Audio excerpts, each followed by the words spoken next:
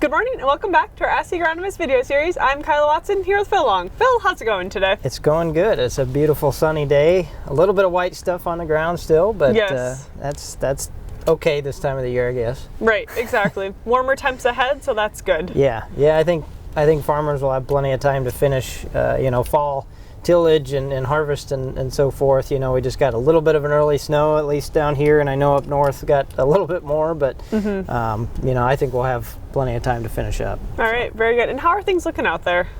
Good. Around here, a lot of harvest has actually finished up, wrapped up. A lot of people got an early start on tillage. A lot of cover crops went into the ground because we had so much time to get those things planted. So it's been really good. I know we had, like we talked about before, had really dry conditions.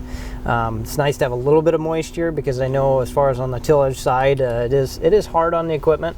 You go through a lot more points and replace a lot more. You do a lot more maintenance to keep it going when it's this dry. So, and it does affect how it fractures the soil. So, there's a lot of things to consider tillage-wise too in a dry year like this, which could be a topic for another time. So. Okay, very good. Well, last week we talked about soil sampling and the importance in corn, and this week we're going to shift gears a little bit.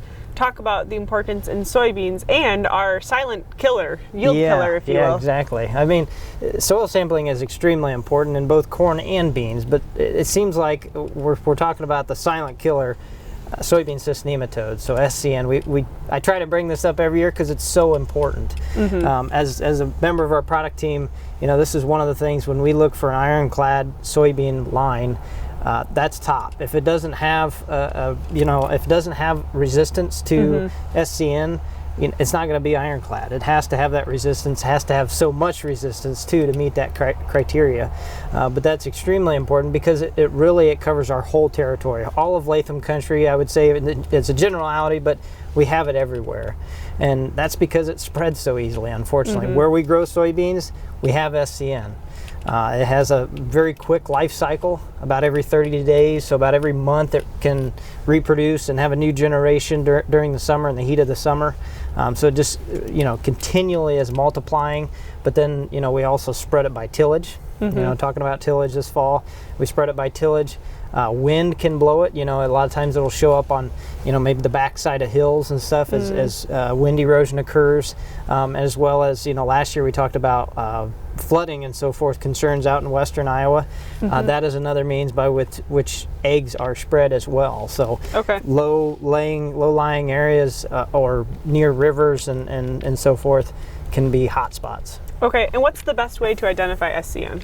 Sure, yeah, it's tough to identify. That's the key takeaway. It's especially, this year it seems like we had some areas that might have shown up a little stronger that looked like, okay, what's going on out there? That's usually your indication that you should be testing for SCN. You should be testing for SCN no matter what. But SCN typically shows up like a lot of other things. It can show up as deficiencies like potassium. It can show up, even like things that you might think are iron chlorosis or things like that. Any spot that seems kind of out of place. The one thing about SCN to remember is it does occur typically in kind of clumps or areas in the field. It's typically not a whole field. It's not like, edge to edge of your field is infected with SCN at a certain level. So if you're seeing clumps of low yielding areas, or that's the key, low yielding, maybe they're not even showing a symptom. So half the time you can see up to a 40% yield reduction without even seeing a visual symptom during the year. And that's why I'm talking about this year is really important because we had drier conditions, high pH, things like that really help SCN not only spread but do more damage. Can be a good time to remind us that SCN is still a problem. Unfortunately, it's just not one of those things. It's in the roots, so we tend to kind of ignore it, especially if we're not seeing symptoms. So, just to reiterate that point, you can have a really high yielding soybean line, and it will not show symptoms, may yield well, but you still may be seeing 5 to 10% yield loss on that from SCN. That's why SCN is number one throughout the upper Midwest, the Midwest in terms of soybean yield loss. And then we talk about Phytophthora and the other things. So SCN is a huge player when it comes to yield loss in soybeans, and when you're trying to get those high yielding soybeans, you can't forget about SCN. Okay, so say you've identified SCN in your fields, how do you start going about managing it? Sure, yeah. So like you said, number one is testing for it. Once you test for it and you get an understanding for your numbers, so this is, it's very, each state has their own guidelines on this. So look to your state extension and so forth for more information. There's a lot of numbers on egg counts. You can get egg counts in a soil sample. You can also find out what races you have. There's 4 different races of SCN. Certain races are resistant to, PI 88, 788. And we have a lot of resistance to that right now, so that's why this is the discussion, because most of our soybean lines have that PI 88, 788 resistance in them. So if you have nematodes that can go around that and they're reproducing on it, we want to see less than 10% of them reproduce to have an effective control of that with that variety. So they're finding that well over 50% or half or more can reproduce on some of these lines now. So it's getting to the point where it's one of those things. It's kind of like weed control. It's getting a little bit out of hand, and we don't have an easy button, if you will, to just say, like Roundup Ready was with a lot of our weeds. That's what PI 88, 788 was when it first came out. It did an excellent job. But that control is wearing off. So yeah, control is important. I listed out a few things. If you're hitting, so I'm just going to say 2,000 eggs per 100 cc of soil. Okay. It's, like I said, it's a general rule. It can be closer to 5,000 to 10,000 eggs per sample.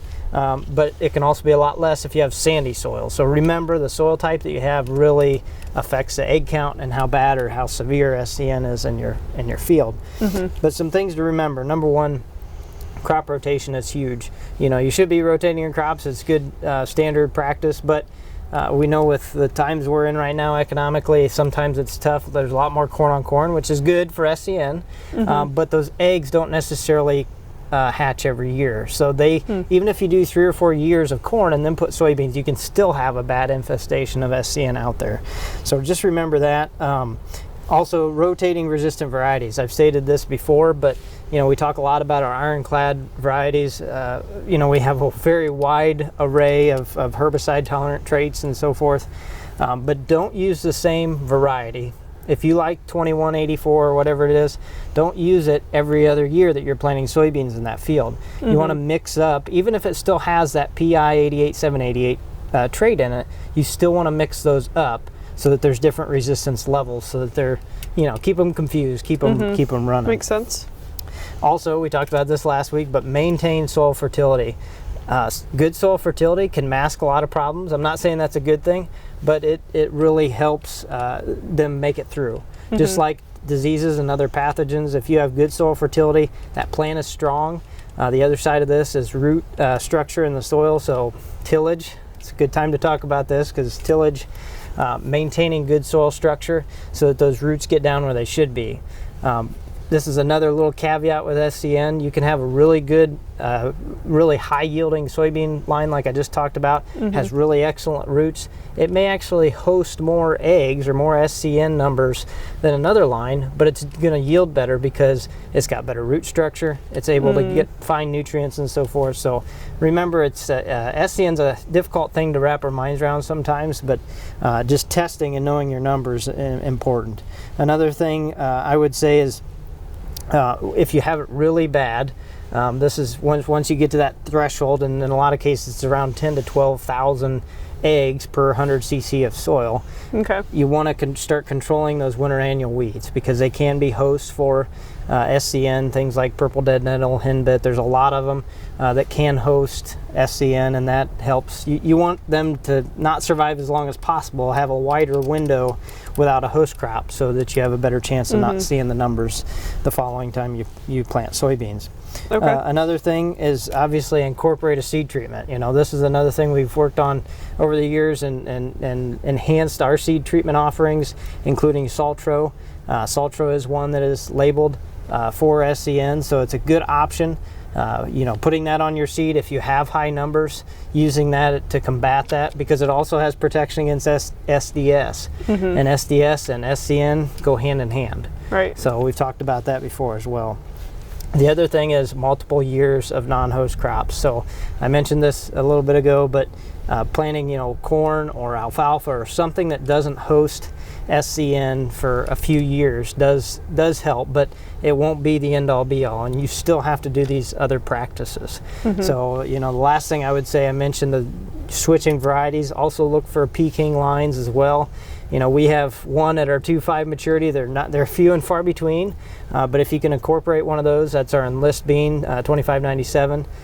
But if you can incorporate that one or incorporate another Peking line, that would be a good way to see how that affects your SCN numbers in the field. Okay, very good. Do you have any final takeaways that you would like to share this morning? No, I think a good reminder is just, sample. We talked about soil sampling last week. It's very similar. The one thing I would say, if you're sampling for SCN, you don't have to sample quite like you sample for fertility. You can if you want, breaking it up into 20 acres or less. But the one thing I would say, especially with this year that we had, that's why I want to remind everybody in the fall, because it's the perfect time. And we might have seen areas that had it worse. But number one is sample within the soybean row. Sample where the roots are. That's where you're going to find out if you do have high counts or not. Sampling, you can sample after either crop, corn, soybeans, or whatever. But sampling after soybeans, obviously you want to be consistent. So if you do it a few years down the road, sample after soybeans in that field, the same timing and so forth. But yeah, it's important to sample within the row to get that egg count be more accurate. Otherwise, you may be thrown off and confused why the number is so low. The other thing I just want to say, talking about it being under the ground, I can't overstate this enough. We just don't take it seriously enough. And I know a lot of years I get calls about soybean aphids and whether to spray, and it seems like they multiply quickly, but not near the numbers that SCN does. We can't see SCN, but it seems like with aphids we can see it. It's above ground, it's there, and we can make that trigger in our mind. Okay, it's time to spray and protect the plant. But we don't do the same thing for SCN. So the best thing you can do is go out, take a sample, and understand where you're at in those fields. Try not to move it and spread it, and then start implementing some of these practices so that you can see the reward and start to see increase in yield. So it's tough to manage. It's not a short-term management like spraying for aphids. It's going to be a long-term plan that you're going to have to do over several years to continually combat it. Okay, very good. Well, thank you for joining us this morning. You're welcome. And thank you to our listeners for tuning in. Have a good day.